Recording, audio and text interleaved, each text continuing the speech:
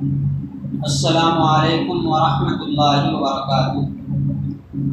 الحمد للہ رب العالمین والصلاة والسلام علی رسولہ الکریم، اما بعد۔ عن ابی سعید الخدری رضی اللہ عنہ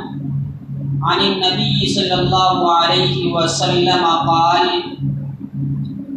التاجر الصدوق الامین مع النبیین والصدیقین والشہداء، رواہ الترمذی۔ محترم حاضرین، کل کے درس میں اس بات کی وضاحت ہوئی تھی کہ صحابہ کرام رضی اللہ عنہم اجمعین نے اپنے مال کے ذریعے دین کی کتنی بڑی بڑی خدمتیں کی۔ جہاں پر اسلام ہمیں حلال طریقے سے مال کمانے کا حکم دیتا ہے، ترغیب دیتا ہے، وہیں پر مال کمانے کا ذریعہ بھی بتاتا ہے۔ اور اسلام نے مال کمانے کا جو سب سے اہم ذریعہ بیان کیا ہے، بتایا ہے، وہ ہے تجارت کرنا، کاروبار کرنا، بزنس کرنا۔ یہ نوکری یہ تو بہت بعد کی چیز ہے۔ ہندوستان میں بھی اسلام جو پھیلا، یہ صحابہ کی تجارت کی وجہ سے پھیلا ہے۔ یہ نوکری انگریزوں کا دیا ہوا تحفہ ہے جو ہم ہندوستان والے اٹھا رہے ہیں، ورنہ اس سے پہلے اور اسلام نے شروع سے ہی مال کمانے کے لیے جو ذریعہ اپنانے کا حکم دیا ہے، اختیار کرنے کا حکم دیا ہے، وہ ہے تجارت۔ اور اسی وجہ سے ہم دیکھتے ہیں کہ بہت سارے انبیاء و رسول نے تجارت کی، خود ہمارے نبی صلی اللہ علیہ وسلم نے تجارت کی، بڑے بڑے صحابہ کرام تاجر تھے، بزنس مین تھے، کاروباری آدمی تھے، اور اسی تجارت کی وجہ سے صحابہ نے بہت سے مال کمائے اور ویسے ہی اپنے مال کو اللہ کی راہ میں خرچ بھی کیا۔ تو کہنے کا مطلب یہ ہے کہ مال کمانے کا ایک اہم ذریعہ ہے تجارت، کاروبار، بزنس۔ تو اسلام نے کاروبار کے کچھ آداب بتلائے ہیں۔ ایک تاجر اپنی تجارت کیسے کرے، ایک بزنس مین اپنے بزنس کو کیسے چلائے، ایک کاروباری انسان اپنے کاروبار کو کیسے آگے بڑھائے، اس کے کچھ آداب اور اصول بیان کیے ہیں۔ ابھی آپ کے سامنے جو حدیث پڑھی گئی ترمذی کی، اس حدیث میں 2 ادب کا ذکر کیا گیا ہے، اور جس تاجر کے اندر یہ 2 ادب پائے جائیں، یہ 2 چیزیں پائی جائیں، اس تاجر کا مقام بھی اسلام نے بیان کیا ہے۔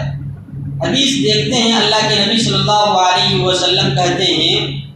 کہ التاجر، کہ ایسا تاجر، الصدوق الامین، جو تاجر سچا ہو،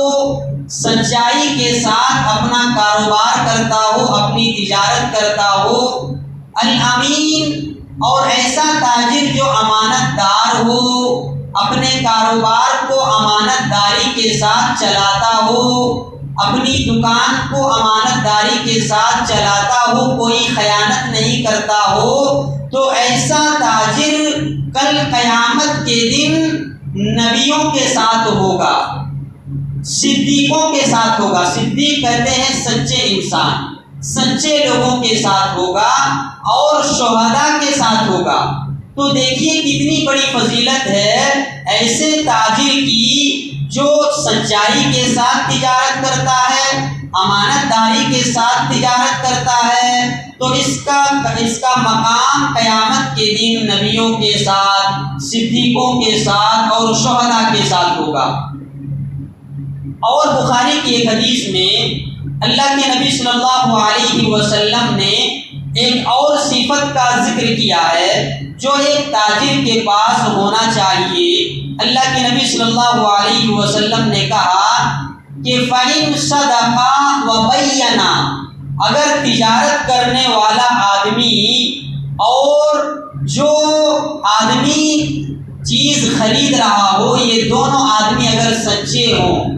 اور یہ دونوں آدمی اپنی تجارت کی سامان کو بیان کرتے ہوں کہ اس میں اگر کوئی عیب ہے تو اس کو بتا دیتے ہیں کہ ہاں یہ اس سامان میں یہ عیب ہے،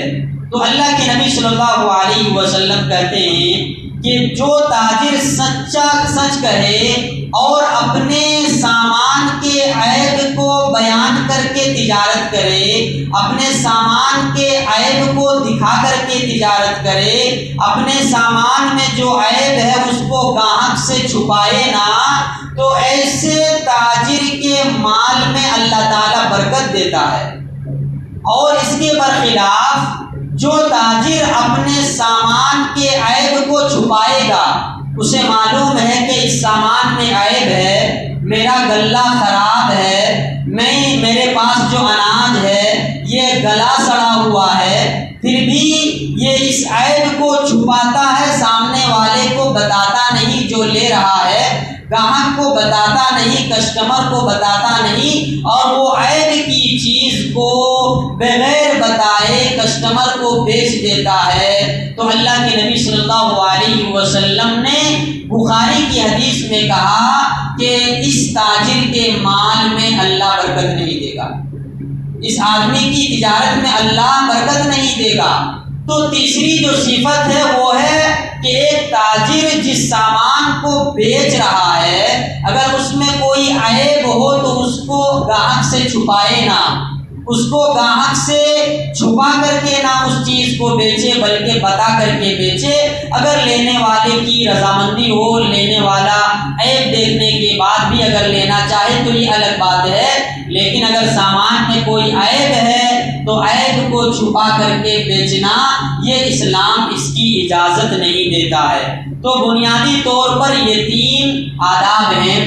اور ایک جو بات خیال رکھنی ہے تاجر کو وہ یہ کہ جب ایک تاجر اپنا سامان بیچتا ہے تو بیچتے ہوئے وہ جھوٹی قسم کھا کر کے نہ بیچے۔ مارکیٹ میں یہ برائی بہت چلتی ہے، سامان 100 روپے کا ہے، قسم کھا کر کے بولیں گے کہ اللہ کی قسم یہ سامان 150 کا ہے، ایسا ہوتا ہے بہت۔ تو اللہ کے نبی صلی اللہ علیہ وسلم نے جھوٹی قسم کھا کر کے سامان بیچنے والے تاجر کے لیے بد دعا دی ہے۔ بخاری کی حدیث میں اللہ کے نبی صلی اللہ علیہ وسلم نے کہا کہ الحلیف، جو آدمی جھوٹی قسم کھا کر کے اپنا سامان بیچتا ہے تو اللہ تعالیٰ اس آدمی اور اس تاجر کے سامان سے برکت کو اٹھا لیتا ہے، برکت کو مٹا دیتا ہے۔ یعنی جھوٹی قسم کھا کر کے بیچنے والے تاجر کے مال میں اللہ برکت نہیں دیتا ہے، برکت کو چھین لیتا ہے۔ اور اگر اللہ تعالیٰ کسی آدمی کی زندگی سے یا کسی آدمی کے مال سے برکت کو چھین لے تو کون ہے جو اس مال میں برکت دے سکتا ہے؟ کوئی ہے؟ جو اللہ برکت اٹھا لے دوسرا کوئی برکت دینے والا نہیں۔ آج بہت سے لوگ شکایت کرتے ہیں تاجر لوگ کہ مولوی صاحب تجارت میں برکت نہیں، تجارت میں نقصان ہے۔ تو ان چیزوں کو دیکھیں کہ کہیں ایسا تو نہیں کہ میری تجارت میں یہ غلطی ہے، کہیں ایسا تو نہیں کہ میں جو کاروبار کر رہا ہوں وہ جھوٹ بول کر کے کر رہا ہوں، کہیں ایسا تو نہیں کہ میں کاروبار امانت داری کے ساتھ نہیں کر رہا ہوں، خیانت کے ساتھ میں تجارت کر رہا ہوں، کہیں ایسا تو نہیں کہ میں جھوٹ بول کر کے تجارت کر رہا ہوں، کہیں ایسا تو نہیں کہ میں اپنی تجارت میں سچ نہیں ہوں۔ تو جب تجارت میں برکت نہ ہو، نقصان ہو، تو پہلے آدمی کو یہ چیزیں دیکھنی چاہیے کہ جن چیزوں کو اسلام نے مجھے اپنانے کا حکم دیا ہے بحیثیت تاجر، بحیثیت بزنس مین، پہلے اپنے سامان میں، اپنے کاروبار میں ان چیزوں کو رکھیں۔ اس کے بعد اگر نقصان ہو رہا ہے، برکت نہیں ہو رہی ہے تو پھر دعائیں کریں، لیکن پہلے